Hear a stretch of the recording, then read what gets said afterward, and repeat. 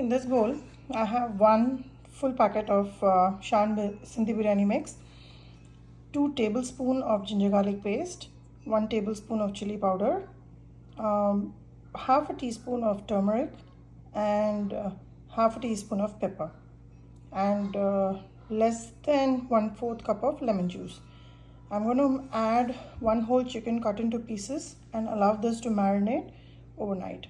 If you don't have time, that's fine. Just about 30 minutes of marination would also do, because we're going to pressure cook everything. So now to make the gravy for chicken biryani, in my pressure cooker, I've taken 1/4 cup of peanut oil. You can use any oil of your choice. In my house, we use peanut oil. I'm going to add 1.5 cups of crushed tomatoes. Basically 1 can of crushed tomatoes. This is 28 ounce. I don't need a 28 ounce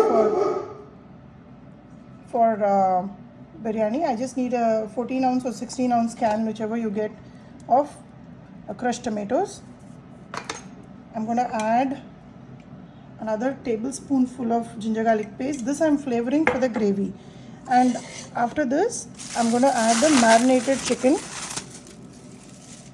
This is one whole chicken, fully marinated, and I've yet to keep it in the stove.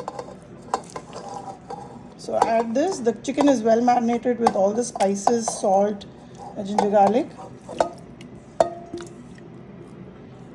And for this, I'm going to use about 3 cups of rice.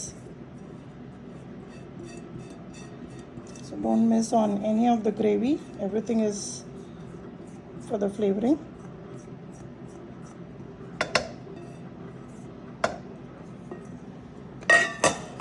Now just mix everything well.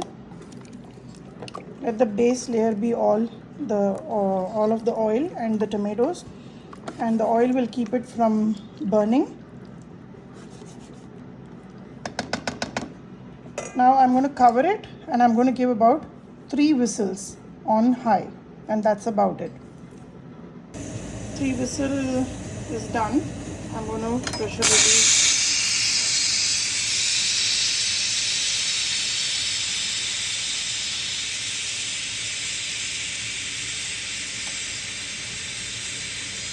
I'm just forcing the pressure out.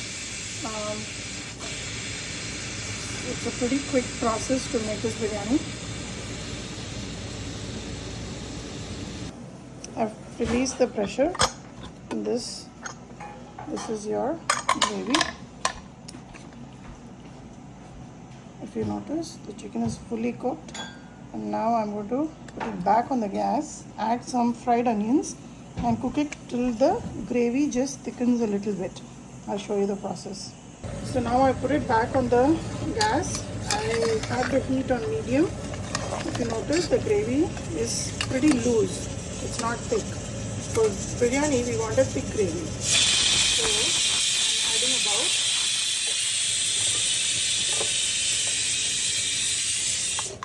half a cup, probably about 1 cup full of fried onions.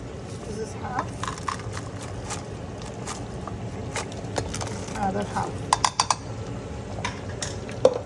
This will instantaneously thicken your gravy. Just be careful, it will splatter on you.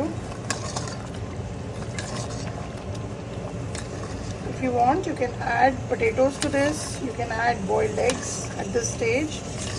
Just slit the eggs and put it so that it absorbs all the gravy. If you notice, the masala is starting to get thick. So let it just boil away for exactly about 3 minutes. I'm going to put a 3-minute timer, and your gravy is done. And then I'll show you how to assemble the biryani. Here I have the rice ready for biryani. This is about 3 cups of rice which I have boiled. Just bring water to a big rolling boil, add salt, and put in about 3 cups of soaked basmati rice. Drain out the water and then add it to the boiling water. Cook it till it is about 90% done. So it still has a little bit of a bite to it. So once that is done, just drain it. And this, let it cool. Keep it in the fridge if you have time. Otherwise, just drain and keep it ready to assemble. Now comes the assembly part. So my gravy is ready, rice is ready. To assemble, I need some fried onions, a little bit of lemon juice, color is optional, and a vessel which can go into your microwave. You can do it on the gas top too, but I'm in a rush. I'll put it in the microwave today. So in this, I'm going to layer it. So first and foremost, I'm going to place some. So this gravy is good enough for about 4 cups of rice actually. But I'm not going to use the whole gravy right now. I'm just going to make a portion for 2. So I'm putting the number of chicken pieces that I need to go in this first. And remember, the rice requires to cook a little bit more. So that's the reason we have this gravy in this masala. So I'm adding about 6 pieces.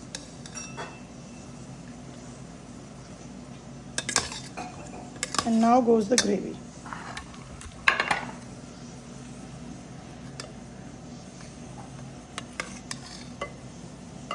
So a generous layer of gravy in this pot. And remember, this masala is what is going to evaporate and cook the balance of rice. If you want to cook the whole gravy and make the biryani for the whole batch, cook about 4 cups of rice, not 3. So I have so much gravy in it.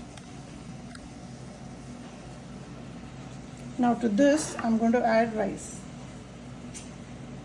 So I'm going to fully cover this pot with this rice that's about 80-85% done.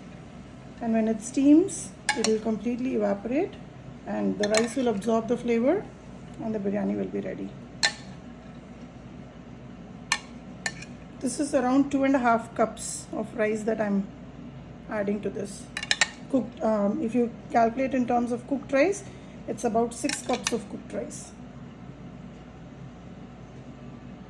So just make sure you cover the gravy loosely. Add some fried onions. This will make sure it absorbs the extra moisture. A little bit of lemon juice, or probably half a lemon. Just add a little bit of color here and there. And now I'm going to cover it with cling wrap and put it in the microwave for 9 minutes. I've covered it tight with cling wrap. I'm going to put it in the microwave for 9 minutes and I'll show you when it's ready. The balanced gravy, you can just store it away for a later date for making biryani. This gravy is great to eat as is. You can add some boiled eggs to this, some boiled potatoes to this. Just bring it to one more boil, and it's also great as a side dish for rotis, naan and rice. You can notice there is no burning in the cooker, although I've cooked it on high. So make sure once you close the lid and put it on the gas, you raise the temperature of your gas stove to high and just 3 whistles, and that's about it. And just force the steam out by raising the whistle up. Here is the biryani out of the microwave after 9 minutes of steaming. Here is the grand finale. The rice is all standing up a little, as you can notice. So that means it's fully cooked. Garnish with a lot of coriander. I'll post a separate video on how to cook rice for biryani. Otherwise this video will become very long. But it's fairly simple. By the time your gravy will cook, your rice will cook, you're just going to assemble both, steam it, and it'll be ready for eating. So whether you're cooking for 4 people or say 20 people, the time that it would take would be the same. And that's something I'm very sure about after preparing this style of biryani over a period of time. Enjoy with raita, enjoy with chips, and make sure you mix it well, or just dump it upside down in another container so that there is nobody who's getting just the rice and somebody who's getting more of the gravy. Enjoy and let me know. I thought I'll mix it and show you how it's come out. So if you can see, the rice is still nice and fluffy. The gravy is nicely absorbed in the rice. This container is very full right now, but you can see how the gravy has been absorbed in the rice. And here I would also like to say that if you want to make it a little bit more spicy, the only stage at which you can add spices when you're making the gravy, you can add some green chilies. It's not as bad on your tummy as the red chili powder. So maybe just a couple of green chilies, you can slit and add it in the gravy while you're cooking. Once it's all prepped and assembled, then there's no option to add spices. So make the gravy right, assemble it, and your biryani will be good.